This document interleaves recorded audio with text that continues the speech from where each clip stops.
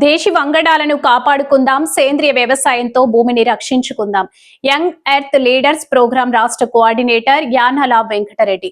సూర్యాపేట దేశీ వంగడాలను కాపాడుకుందాం, సేంద్రియ వ్యవసాయంతో భూమిని రక్షించుకుందామని కడ్తాల్ మండలం అన్మసపల్లి ఎర్త్ సెంటర్ లో ఫిబ్రవరి 6 నుంచి 8వ తారీఖు వరకు తెలంగాణ ద్వితీయ విత్తన పండుగకు జిల్లా నలుమూలల నుండి రైతులు, విద్యావంతులు, మేధావులు, విద్యార్థులు అధిక సంఖ్యలో పాల్గొని విజయవంతం చేయాలని యంగ్ ఎర్త్ లీడర్స్ ప్రోగ్రాం రాష్ట్ర కోఆర్డినేటర్ యానాల వెంకటరెడ్డి శనివారం విలేకరుల సమావేశంలో మాట్లాడుతూ 3 రోజుల పాటు నిర్వహించే స్థానిక సాంప్రదాయ విత్తనాలు, దేశీయ వంగడాల సంరక్షణ ప్రదర్శన కార్యక్రమానికి పెద్ద ఎత్తున ఏర్పాట్లు చేస్తున్నట్లు వారు పేర్కొన్నారు.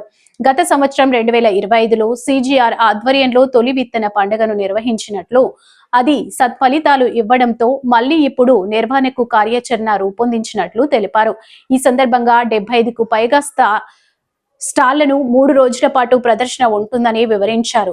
అంతరించిపోతున్న వ్యవసాయ పద్ధతులను విద్యార్థులకు మెలకువలు నేర్పిస్తూ వ్యవసాయాన్ని కాపాడుకోవడం ఎలా, వ్యవసాయ పద్ధతుల మీద ప్రతిరోజు రైతులకు సంబంధించిన ఒక అంశం మీద సెమినార్ నిర్వహించనున్నట్లు తెలిపారు. దేశీయ విత్తనాల పండుగ ఫిబ్రవరి 6, 7, 8 రోజుల్లో రంగారెడ్డి జిల్లాలో ఉన్నటువంటి కడ్తాల్ పక్కన ఉన్న అస్మాన్పల్లి గ్రామంలో ఎర్త్ సెంటర్ లోపల ఈ కార్యక్రమం నిర్వహించడం జరుగుతుంది. ఈ కార్యక్రమం సిజిఆర్ అంటే కౌన్సిల్ ఫర్ గ్రీన్ రెవల్యూషన్ ఆధ్వర్యంలో నిర్వహిస్తున్నటువంటిది.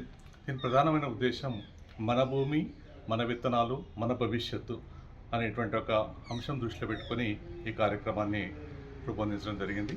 ఈ కార్యక్రమంలో దాదాపుగా 20 రాష్ట్రాలకు సంబంధించినటువంటి రైతులు, పర్యావరణవేత్తలు, సహజ వ్యవసాయం చేసేటువంటి యొక్క రైతులు దాదాపు 70 స్టాల్స్లలో వారి దగ్గర ఉన్నటువంటి దేశీయ విత్తనాలను ప్రదర్శించడం జరుగుతుంది. అది పంపకం జరుగుతుంది, కొనుగోలు కూడా చేయడానికి అవకాశం ఉంటుంది. దాంతోపాటు ముఖ్యంగా దాంట్లో పోస్టర్లు, ఫోటోలు, డాక్యుమెంటేషన్స్ కూడా అక్కడ ప్రజెంట్ చేయడం జరుగుతుంది. తర్వాత కొంతమంది మా వ్యక్తుల యొక్క పర్యావరణవేత్తల యొక్క వ్యవసాయ శాస్త్రవేత్తలతో ఉపన్యాసాలు ఉంటాయి. అదేవిధంగా చర్చలు, సెమినార్లు కూడా నిర్వహించడం జరుగుతుంది. ఈ సహజమైనటువంటి ఒక వ్యవసాయానికి సంబంధించినటువంటి పుస్తక విక్రయం కూడా అక్కడ జరగడం అనేటువంటిది చేస్తారు. అయితే ముఖ్యంగా దీంట్లో సహజమైనటువంటి ఒక వ్యవసాయం చేసేటువంటి వాటి పద్ధతులకు సంబంధించి దేశీయ విత్తనాలను సంరక్షించేటువంటి పద్ధతి, దానికోసం దీని మీద ఇక్కడ అవగాహన అనేటువంటిది జరుగుతుంది. ఇక్కడ ముఖ్యంగా స్థానిక సాంప్రదాయ విత్తనాలను సంరక్షించడం, తర్వాత రైతు నుంచి రైతులకు విత్తనాలు సరఫరా చేసేటువంటి ఒక పద్ధతిని, సంస్కృతిని మనం బలపరచడం, అదేవిధంగా విత్తన జ్ఞానానికి సంబంధించినటువంటి ఒక అవగాహన కల్పించడం అనేటువంటిది దీంట్లో జరుగుతుంది. ప్రకృతి వ్యవసాయం చేసేటువంటి వ్యక్తులకు వాళ్ళ ఆసక్తి గల వాళ్ళకి అవగాహన కలిగించేటువంటి ఒక కార్యక్రమం జరుగుతుంది. ఇది ఒక పండగలా కాకుండా ఒక అవగాహన కలిగించేటువంటి ఒక సంస్కృతి ప్రతిబింబించేటువంటి ఒక పద్ధతిలో నిర్వహణ అనేటువంటిది ఇక్కడ జరుగుతుంది.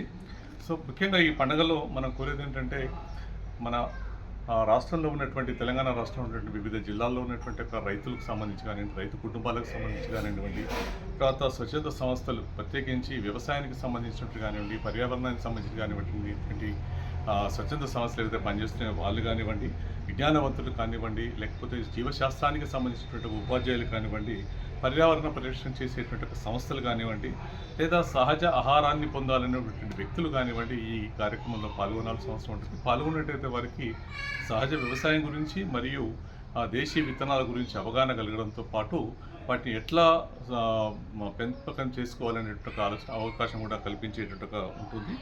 కాబట్టి మేధావులు కానివ్వండి, వీళ్ళందరూ కూడా ఈ కార్యక్రమంలో పాల్గొని కార్యక్రమాన్ని విజయవంతం చేయడంతో పాటు ప్రకృతిని కాపాడేటువంటి ఒక పద్ధతి లోపల, పర్యావరణాన్ని పరిరక్షించేటువంటి పద్ధతి లోపల, భూమిని కాపాడేటువంటి పద్ధతి లోపల, ఈ గాలిని కాపాడేటువంటి పద్ధతి లోపల, చెట్లను రక్షించేటువంటి పద్ధతి లోపల ఈ కార్యక్రమం నిర్వహించడం అనేటువంటిది జరుగుతుంది. కాబట్టి అందరూ పాల్గొనవలసిందిగా మనవి చేస్తున్నాం.